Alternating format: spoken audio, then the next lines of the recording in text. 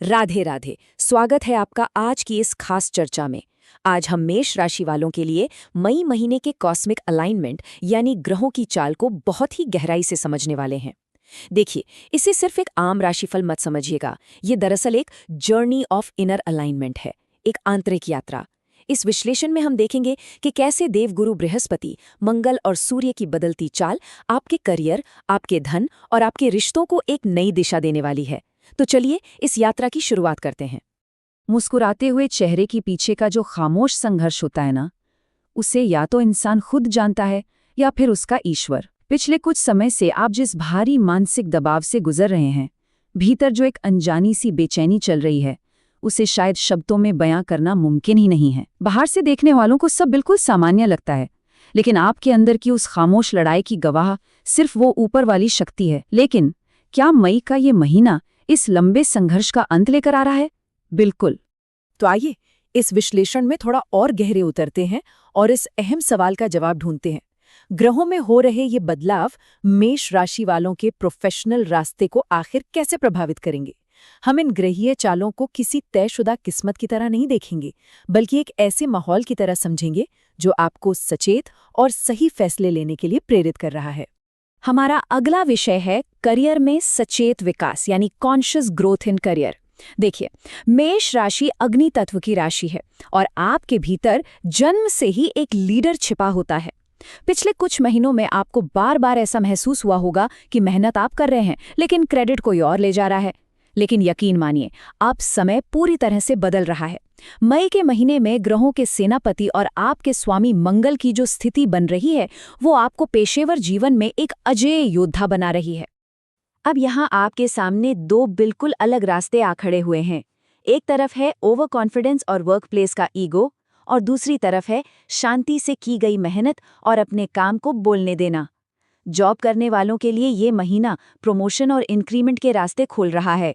अगर आप जॉब बदलने का सोच रहे थे तो 15 मई के बाद बेहतरीन ऑफर्स मिल सकते हैं। जो लोग व्यापार में हैं, उनके लिए ये समय बिजनेस को बढ़ाने का है। लेकिन इस पूरी सफलता की एक ही शर्त है, अति आत्मविश्वास और बेवजह की बहसों से बचना। आपका काम खुद ब खुद बोलेगा, बस आपको अपना ईगो थोड़ा किनारे रखना है। चलिए अब उस टॉपिक पर आते हैं जिसने शायद सच में आपकी नींदें सबसे ज्यादा उड़ाई हैं, यानी आपका धन, आपकी आर्थिक स्थिति। सवाल ये है कि देवगुरु बृहस्पति का गोचर आपकी वित्तीय जागरूकता और पैसों के मामले में क्या संकेत दे रहा है? वित्तीय निर्णयों में संतुलन यानी बैलेंस इन फाइनेंशियल डिसीजंस। देवगुरु बृहस्पति का गोचर आपके धन भाव को एक नई और बेहद पॉजिटिव दृष्टि दे रहा है। असल में ये समय सिर्फ आज के लिए पैसा कमाने का नहीं है, बल्कि ये तो लॉन्ग टर्म फाइनेंशियल ग्रोथ की एक मजबूत नींव रखने का समय है। इस महीने पैसों का बैलेंस बनाए रखने के लिए हमें दो अलग अलग ताकतों को समझना होगा। एक तरफ है देवगुरु बृहस्पति, जिनके अनुकूल प्रभाव से आपका फंसा हुआ पैसा या दिया हुआ उधार वापस आने के बहुत मजबूत योग बन रहे हैं। अचानक धन लाभ भी हो सकता है। लेकिन जरा ठहरिए, दूसरी तरफ राहु भी है। राहु की दृष्टि आपके खर्चे अचानक से बढ़ा सकती है। इसीलिए मेरी सलाह है कि मई के पहले 15 दिनों में शेयर मार्केट या प्रॉपर्टी जैसे बड़े निवेश में बहुत ज्यादा सावधानी बरतें। लालच में आकर कोई भी शॉर्टकट अपनाने से बिल्कुल बचना है। धन की बात हो गई तो चलिए अब थोड़ी दिल की बात भी कर लेते हैं। आपका इनर अलाइनमेंट यानी आंतरिक संतुलन आपके व्यक्तिगत रिश्तों को कैसे बदल सकता है? मेष राशि वाले अपनों के लिए जान छिड़कते हैं, बहुत गहराई से प्यार करते हैं, लेकिन एक चीज जो आपके रिश्तों में अक्सर दरार डाल देती है ना, वो है आपका तुरंत आने वाला गुस्सा। रिश्तों में आत्मनिरीक्षण। इस महीने आपके सप्तम भाव में ग्रहों की जो हलचल है, वो वैवाहिक जीवन में कुछ खट्टे मीठे पल जरूर लेकर आएगी। पर याद रखिएगा, ये समय दूसरों पर उंगली उठाने का नहीं है, बल्कि खुद के भीतर झांकने और गहरे आत्मनिरीक्षण का है। इस महीने रिश्तों की इन बारीकियों को बहुत ही सचेत होकर समझने की जरूरत है। अगर जीवन साथी के साथ कोई पुरानी अनबन चल रही है, तो सच मानिए अपना ईगो छोड़कर उसे सुलझाने का इससे बेहतर समय नहीं मिलेगा।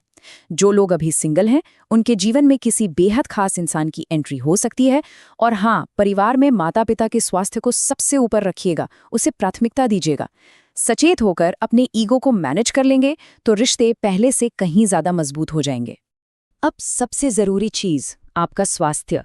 सितारे आपकी शारीरिक ऊर्जा और हेल्थ के बारे में क्या कह रहे हैं? हम सब जानते हैं कि स्वस्थ शरीर के बिना हर सफलता अधूरी है। मेष राशि का जो मूल तत्व है वो है अग्नि, और मई के महीने की जो तेज गर्मी होती है ना, उसका सीधा असर आपकी एनर्जी पर पड़ता है। स्वास्थ्य और शारीरिक ऊर्जा, मई की तेज गर्मी और आपका अग्नि तत्व, जब ये दोनों मिलते हैं तो शरीर में पित्त बढ़ सकता है। इसका नतीजा क्या होता है?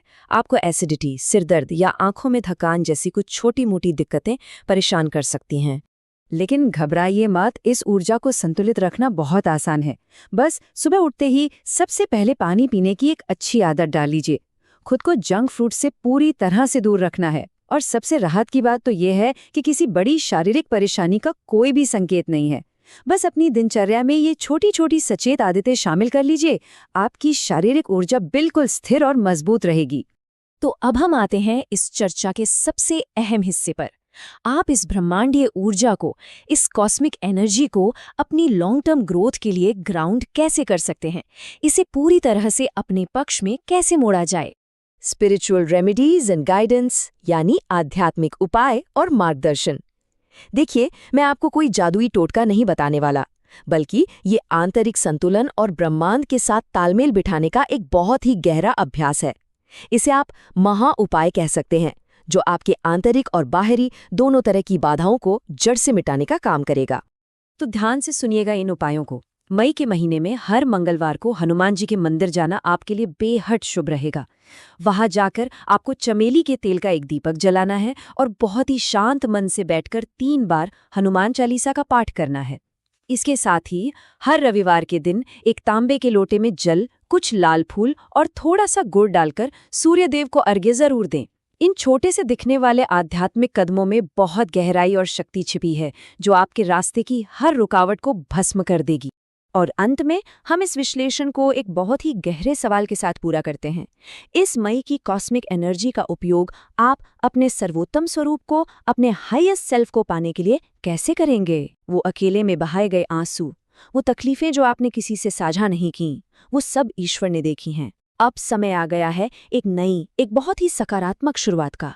अगर आज के इस विश्लेषण में आपको अपने जीवन की सच्चाई नजर आई हो, तो इस पॉजिटिव ऊर्जा को पूरे दिल से स्वीकार कीजिएगा। कमेंट्स में पूरे विश्वास और आस्था के साथ जय बजरंगबली या राधे राधे जरूर लिखिएगा, ताकि ये सकारात्मकता पूरे ब्रह्मांड तक पहुंच सके। ये अंत नहीं है, ये तो बस एक शुरुआत है खुद को पहचानने की। राधे राधे।